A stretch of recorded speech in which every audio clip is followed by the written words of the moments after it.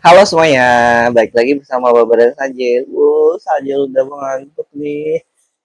Terakhir, aktivitas Sajil adalah diurut sama Baba.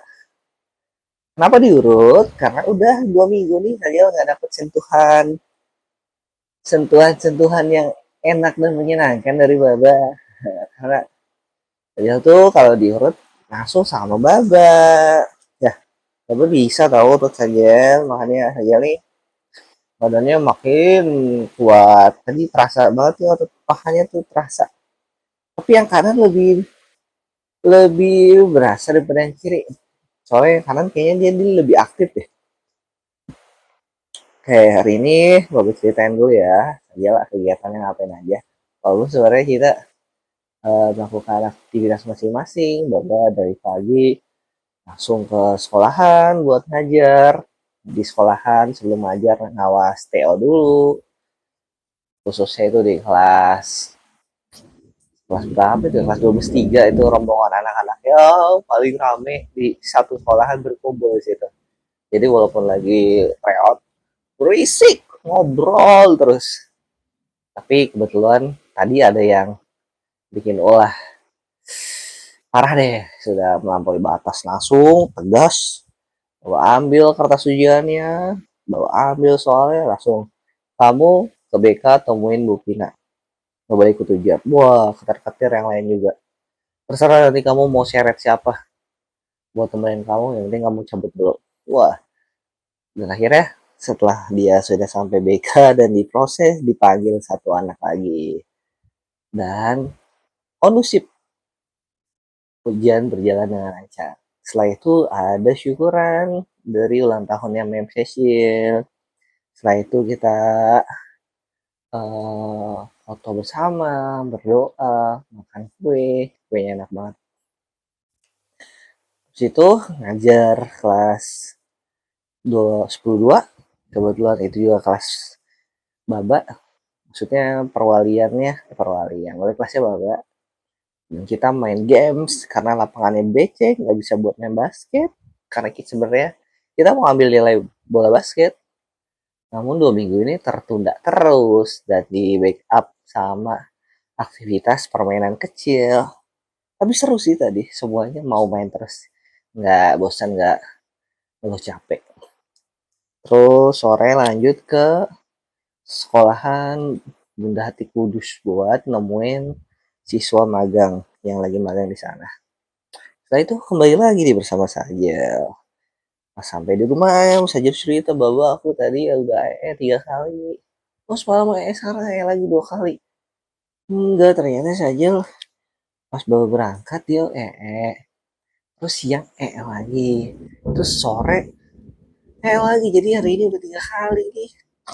Tuh bapak khawatir jangan saja liare.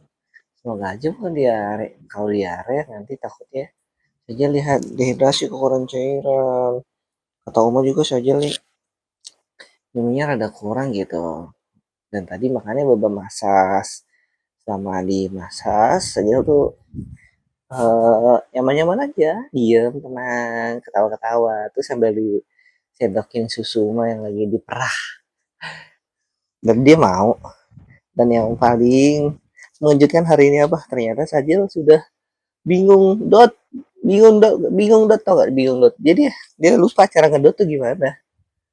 Aneh kan? Padahal waktu 1 bulan dia sempet kan tuh kalau lagi tengah malam disumpelin tek ngedot. Kalau siang juga kadang didot. Ini sekarang malah udah ganti pompa yang terbaik, yang bagus pokoknya. Terus sekarang malah dia bingung cara ngedot ya. Kalau mau ngedot cuma digini, oh, ada jilat-jilat doang. Ntar lama-lama lah. Apa gara-gara karena saja lagi seneng masukin tangan kamu mulut ya? Nggak tahu lah, tapi jangan itulah saya bisa lah seenggaknya kalau keadaan ada situasi yang mengharuskan saya jadi ngedot ya harus bisa ngedot ya. Semoga aja tadi cuma lagi bercanda. Wah saja jadi lelah sekali nih. Soalnya tadi pas baru pulang maghrib kerja tidur, jadi bapak bisa mandi, bisa sholat, bisa makan. Pas sholat, pas selesai makan, Sajil bangun tuh. Pas pada Isya. Iya pada Isya lah. Aku sampai sekarang. Dan ya udah dimasyas. Dan akhirnya setelah dimasyas, nangis badan ngerok banget. Ngerok banget tegak. Ternyata dia kegerahan. Nangisnya tadi karena gerah dan ngantuk. Sekarang sudah gelap. Kalau gitu kita bacain buku ya. Kita bacain buku Intisari Latahzan. Hari ini kita bakal baca judulnya apa? Salah kaprah memaknai arti kebahagiaan. Menarik ya. Salah kaprah memaknai arti kebahagiaan.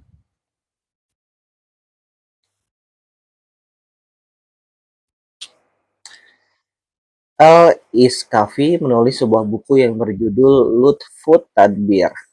Buku ini sangat bermanfaat dan sangat menarik. Bahasan buku ini mengenai kepemimpinan, kebahagiaan, dan petunjuk jalan. Akal bulus, kelicikan, maka, dan kelihayan yang bercampur dengan penipuan yang banyak dilakukan oleh para raja, pemimpin, para penyair, sastrawan, dan sejumlah ulama. Ini menunjukkan bahwa masing-masing di antara mereka menginginkan bisa mendapatkan ketenangan dan mencapai apa yang diinginkan. Sebagai gambaran, di bawah ini saya ketengahkan judul-judul bahasan dalam buku tersebut. Rahasia perencanaan, menenangkan kekacauan, memperbaiki perselisihan, apa yang harus dilakukan oleh orang yang kalah, tipu daya musuh, tipu daya orang kecil terhadap orang besar, mencegah kejahatan dengan ucapan, mencegah kejahatan dengan kejahatan serupa, mencegah kejahatan dengan kelembutan, sikap lembut menebus kejahatan, memperlakukan penguasa, membalas terhadap orang yang merampas hak milik, menjauh dari kejahatan dan menghindarinya, menampakkan sesuatu demi menyembunyikan yang lain, dan judul-judul lain yang ada di dalam buku ini. Menurut saya, setiap orang, siapapun dia, akan mencari kebahagiaan dan ketenangan. Namun, hanya sedikit yang sampai ke sana dan tetap berada di bawah sinar petunjuk dan mendapatkan keberuntungan. Setelah selesai membaca, saya mendapatkan 3 pokok kesimpulan dari buku tersebut. Pertama, siapapun yang tidak menjadikan Allah selalu berada di depan matanya, maka faedah-faedah yang dia dapatkan akan berubah menjadi kerugian. Kegembiraan yang dia peroleh akan menjelma menjadi kesedihan, dan sebaiknya akan berubah menjadi bencana. Dan sebaliknya,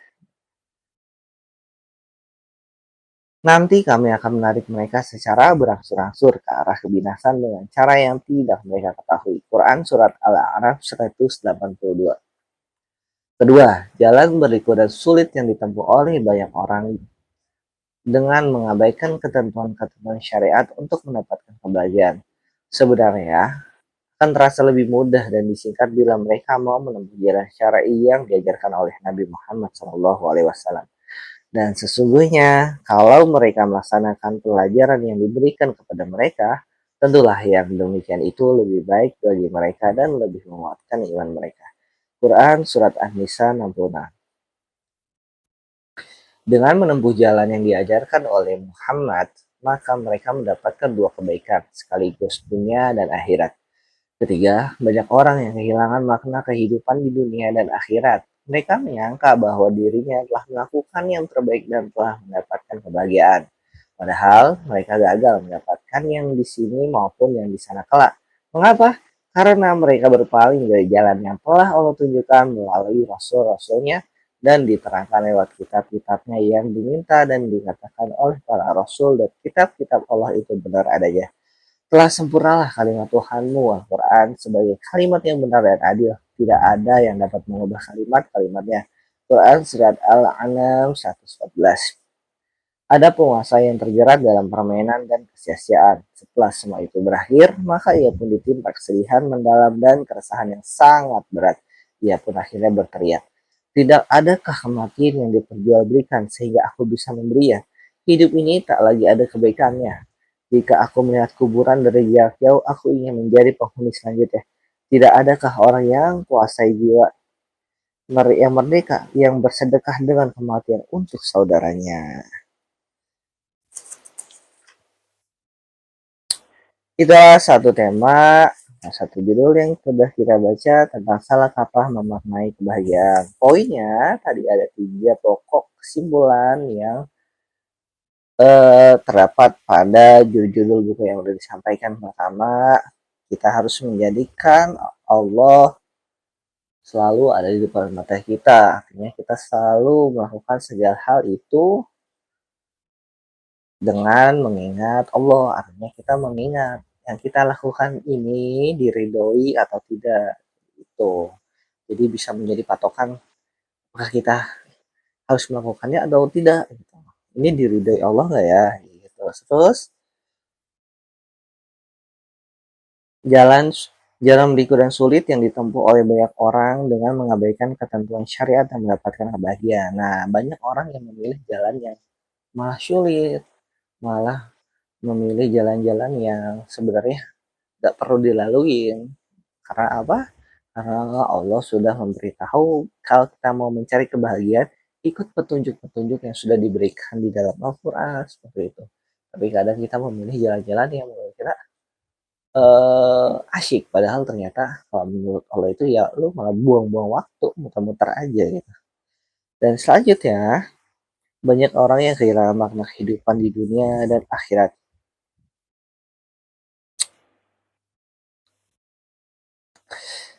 Mereka menyangka bahwa dirinya telah melakukan yang terbaik dan telah mendapatkan kebahagiaan. Padahal mereka gagal mendapatkan yang di sini maupun di sana. Mengapa? Karena mereka berpaling dari jalan yang telah ditunjuk oleh Rasul-Rasulnya dan diterangkan lewat kitab-kitabnya. Nah, ini sama yang seperti yang dijelaskan di poin pertama tadi. Intinya kita harus memaknai kebahagiaan itu harus berdasarkan syariat. Jangan kita semau maunya merasa seenak dewe gitu loh ya, bergaul sebebas-bebasnya, teman-teman pada mabuk-mabuk kita ikut-ikutan mabuk padahal kita tahu bahwa meminum khamar itu adalah dilarang oleh agama karena bakal memicu kepada kemaksiatan lainnya. Tapi karena kita merasa nggak asik nih orang pada minum, masa kok nggak minum. No, tidak seperti itu ya. Itu sama aja mengambil jalan yang kedua yang tadi dijelaskan, mengambil jalan yang sulit padahal Allah sudah kasih jalan yang enak, gak usah minum khamar. Karena kenapa disebut jalan yang sulit? Sebenarnya kan khamar itu bikin kita kehilangan kesadaran dan kita malah jadi lalai dari banyak hal. Itu udah jelas-jelas itu nggak bermanfaat, tapi malah dilakukan. Ya kira-kira seperti itu.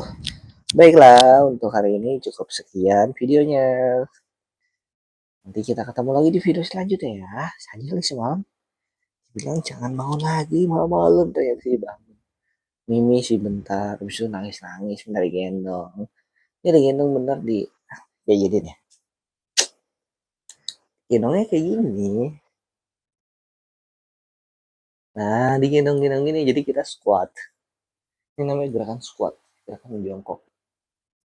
Ya, pastiin posisinya lutut tidak maju ke depan.